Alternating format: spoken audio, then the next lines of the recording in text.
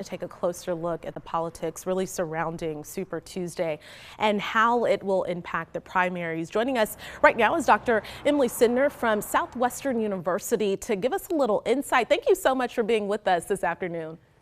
Thank you for inviting me. Okay, so one of the most closely watched races in the state really is a Democratic primary for U.S. Senate, with Representative Colin Allred and State Senator Roland Gutierrez as frontrunners to challenge Ted Cruz.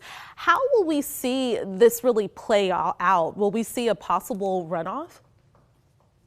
I think that the possibility of a runoff is certainly there, given the number of candidates that are in the race. But we certainly see a lopsided distribution when we look at the polling numbers that both candidates have in the most latest polls, right? So Allred's certainly ahead by a sizable amount, but will it be enough to get him over the threshold to avoid a runoff? I think we'll have to wait and see. Yes. Okay. So we've seen also many uncompetitive races in this primary. How does gerrymandering and really geographic polarization play a part in all of this? Yeah, so I think certainly there's potential for specifically gerrymandering, right? In this process by which the parties sort of use the redistricting process to insulate their incumbents from competition. There's certainly a lot of evidence in political science that this is the case, right? So if we look at scholarship by all sorts of people from, say, like Harvard and Yale, they can simulate what happens when you have the districts that are drawn and things that computers can come up with using the same sets of rules, alternative maps, essentially. And they have lots of evidence that partisan gerrymandering is occurring and that this makes plans less competitive, right? And so if we've got a whole bunch of districts where the maps have been drawn in a way to benefit a particular party, it's going to make it more likely that people from that party end up winning those seats. Okay, can we take a look now at the state of national politics? So President Joe Biden, former President Donald Trump expected to win their party's nominations, but there's really been a spotlight, though, especially in the coverage that we've seen on their age, as well as the fact that they aren't really commanding that broad popularity. Will this impact voter turnout in the general election? I think we'll have to see. It's a little probably almost too early, crazy as that sounds, on Super Tuesday to say sort of exactly what that means for the general election.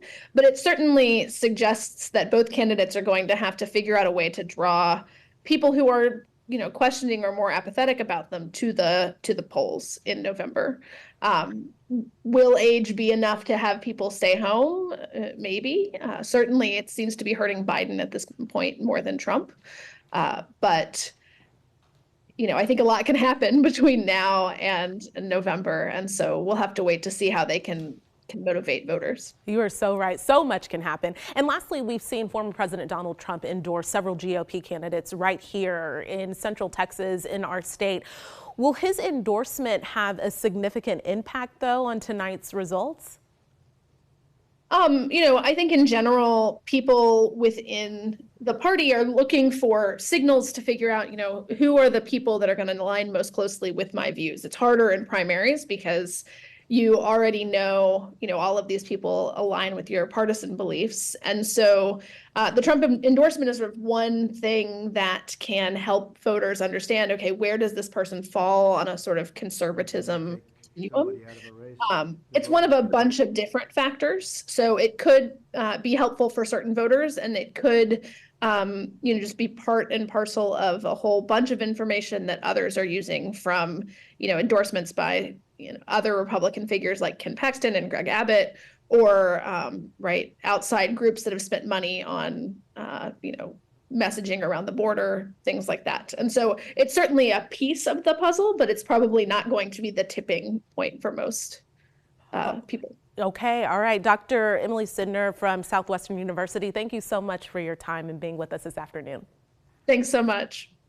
KXAN is your local election headquarters. We are bringing you everything you need to know during Super Tuesday.